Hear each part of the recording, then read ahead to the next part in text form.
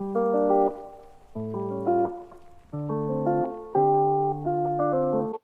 everybody, welcome to my channel. Before I begin, like the video, put on your notification bell so that you can know when my next video uploads. And if you like the video, come down in the comment section. Also, I'm going to need y'all to subscribe too, okay? Don't forget to subscribe, y'all.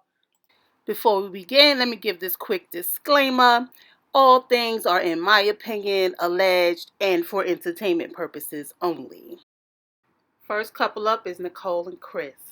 So at breakfast, they had the convo. They talk about the convo that they had last night and how they were able to get the tough stuff out. And, they want to be on the right track and getting to know each other. So their outing was the rum tasting. So meanwhile, they're down in the shots and they teach them some dance moves. And child, that was a rhythmless mess, okay? Nicole reveals that she drank a lot in her younger days, but moved to Nashville to get her life on track. Chris said that he wouldn't probably be able to take the younger Nicole, which she also mentioned that she was quick to temper. So he hasn't seen that yet, so I don't know how that's going to work out. So Chris said to learn that she's a hothead and a little selfish, he said he's going to keep an eye out for that because that is not going to work for him. He's been through that before. So he said he lets Nicole know he does not want to be in a situation where her emotions get the best of her. So after their outing, which was the rum tasting, they're at dinner. So Chris wants to know if Nicole wants children. Nicole said, she's never wanted children. She wanted to be a traveler. But, now that she's married, she's starting to think about it now. But her career she wants her career to come first. So, she was like, can we talk about this later? And he was like, yeah. He said, but I want to make sure that we're on the same page, okay? So Chris ends it by saying if it's meant for them to have children, they will have children. I feel like, I like them. I like the way they communicate. Again, you never know a person until they get mad and how they handle a situation. So, I guess they got to work those things out. Because, child, living and working with somebody, you get to see who the person really is. Okay. Right now, they on paradise. So, they ignoring all the red flags. Okay. So we have Dominique and McKinley. They at their breakfast. They talk about how they cuddled last night. Said they're going to have a good time together on their outing. They go on like a sailboat catamaran type of thing. Dominique said that McKinley is very vocal about him being scared, and it's a little less adventurous than she thought. And she's listen. You could tell it's kind of turning her off because she's a tomboy in a sense. She like fishing. She like getting dirty. All of that. So at dinner, McKinley is really goofing around, making corny jokes, and Dominique is laughing, but she don't really get his jokes or whatever. And I keep saying, is it me or Dominique had this weird fixed smile, but behind that smile, she's thinking something else. Okay. Then what's coming out her doggone mouth? Like something is off with her. I don't know what it is, but we're about to find out. Anyway, they end the night in the pool. They have dessert in the pool. McKinley starts talking about her boobs, and I think she's impressed with that. I think, but she also has this look on her face like, "Oh God, is this not going to be over?" Anyway, Dominique said that he thinks he's funny in her confessional. He thinks he's funny, but he's not that funny. But don't tell him. Like I don't know about this couple. I think I said they're not going to make it in my predictions video. Jasmine and Aris. Oh my goodness. So they had breakfast. Aris lets Jasmine know that he will be there for her. He's willing to help her with her mom. I think her mom is going through breast cancer treatments, chemotherapies, things like that, and helping her walk her bunch of goddamn dogs, okay? Jasmine makes note and let Aris know that she's a workaholic, and she knows that, with them being married, she's going to have to scale back in order to make the marriage work. She says she also has a habit of shutting down, and it's because of what her mom is going through. And Eric says that he now that he knows that he can assure her that he will try to support her in every way. So Jasmine is impressed with that. We'll see how it goes, child. Again, they on Paradise. Red flags are ignored in Paradise. Okay. Anyway, they go on a snorkeling outing. Jasmine says she is distracted by her husband with his shirt off. Aris' mask did not fit because his beard was kind of getting in the way, so he was kind of getting salt water in his mouth.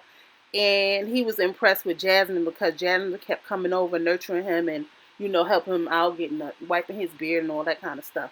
And he really appreciated that about her. So they go off to dinner. So Jasmine was like to Aris, "What more do you want to know about me?" And his question was, "What's your favorite sexual position?" Seriously, red flag, red flag. I said, change the subject to what's her favorite color. She said lavender. He said women who likes lavender like the yoga position, downward facing dog. He turns it back to a sexual conversation. So Aris asked her, is she comfortable talking about sex? She said, it's not that she's not comfortable talking about sex, but, she's not good at expressing what she needs sexually. And Aris said he could be her teacher. Child, boy, get out of here. Girl, I said, girl, run. Run. You about to get that devil's dick where he going to have you looking for him with a flashlight in the daytime. Let me stop playing. The fact that he wants to talk about sex and sexual positions this soon is showing his F-boy side. Surely he can find something else to talk about outside of sex to get to know her. Okay. So they go out the next day on a frisbee walk, hike. They want to take a hike, but they end up throwing frisbees and walking. So Aris asks, when's the last time she was in love? And Jasmine said in her last relationship. And of course, Aris said he has never been in love. Of course, this concerns Jasmine because she feels like he may not fall in love with her. So it's like she's going to be putting in all this effort and he may never fall in love with her. But he going to get what he wants. And that's that booty. If I was Jasmine, I would hold out as long as I can, girl. Go in that bathroom and take care of yourself if you have to. I'm just joking. Just joking, y'all. Kirsten and Shaquille end up arriving while the other couples have their first day. They just made it there to Jamaica. They go to see their room. Shaquille said he's appreciative of Kirsten being there for him for, his research project. He felt like he had someone rooting for him. Kirsten said that she believes in education and will support that at all times. They cheers to getting to know each other. For their outing, they go ATV riding. Shaquille is still traumatized from his accident as a child, so he's very cautious when he participates in his activity. Christian is off and doing her thing. She said she have a love for speed. Shaquille said, this is the first of many adventures. Shaquille got warmed up and, he took it in stride. And, they got off the bikes and end up looking at the views or whatever. They sit down once they get back from their outing. Shaquille wants to go work out, but Kirsten said she wants to sleep after the excursion. Kirsten admits that he's growing on her. She said she was not attracted to him and his bald head. Shaquille was kind of taken aback by that, but Kirsten reveals that she is not a good kisser. She said physical touch is her thing. And I said, girl, you're going to have to kiss him at some goddamn point, okay? Like, I get it, kissing ain't everybody's thing, but it's a part of affection, so you're going to have to kiss him at some point, Kirsten. Like, come on. Anyway, they go to dinner. Kirsten wants to open up more because they always talk about Shaquille and what he got going on. Kirsten said since the pandemic, she became closed off and feels she has been so independent and requests that Shaquille just stay emotionally connected to her, which I could understand. But Kirsten, you also got to open up as well. Shaquille wants to know what he can do as a husband to support her. Kirsten says she needs him to naturally talk to her and not present his thoughts. Shaquille said he could understand that. Shaquille said that he was an overthinker and just wanted to be able to answer, the questions perfectly. He was listening to answer the questions. So Kirsten lets him know that nobody's perfect, and she requests that he be himself because neither one of them are perfect. And I said, I like them as a couple, and I feel like if they open up to each other, they gonna make it. They gonna make it. Kirsten got to get over her hang-ups, like him having a bald head and her not being a kisser. Like, it's a give and take in a marriage, girlfriend. Okay? Alright. So Gina and Clint got lost on their excursion. They was lost for hours. They had to take a detour because the route they took, the road was corroded. So they finally made it to their destination, which was a waterfall. Clint was surprised that Gina was so calm on the trip, because she seemed like she would always be in boss mode. But Gina said that she learned not to stress over things she has no control over. He said he likes Gina because she seems like she's adoptable and loves traveling the road least traveled, and he feels that he can do that with Gina. Gina reveals that she has never had someone that contributed to her success. Gina lets Clint know that she does not feel the chemistry between them. Clint said he feels the same way. Gina reveals that she's not usually attracted to gingery people. Clint feels Clint feels a way about that and says that he's surprised that she verbalized that so early on. Now, what Gina said was, I'm normally attracted to tall, dark, and handsome, but you're a redhead and gingery, and I'm not normally attracted to gingery people.